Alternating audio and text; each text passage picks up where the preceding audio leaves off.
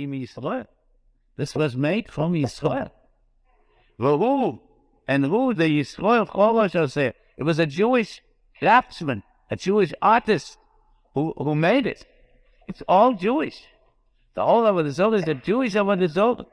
Now, it's a non-God. This is the, like in Hazina. Lo. It's a non-God.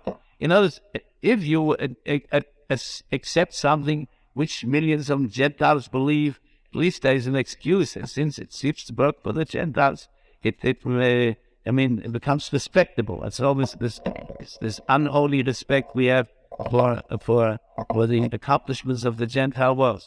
But this is a Jewish result. If the Jews should have looked through it, it's nothing. Lo Elohim. Now, the Engel Shalom will certainly be turned into bits of wood. Shavuot means Shiva will make sure the more principle. Shiva means the splinters. It will be reduced to splinters. Chips of wood, it would be reduced. So, and still, it's not a God, but it's reduced to chips of wood. It's nothing. And Jews made it. Jews invented it. Now, you should realize this. How long will it take for the Jewish people to realize that this was nothing but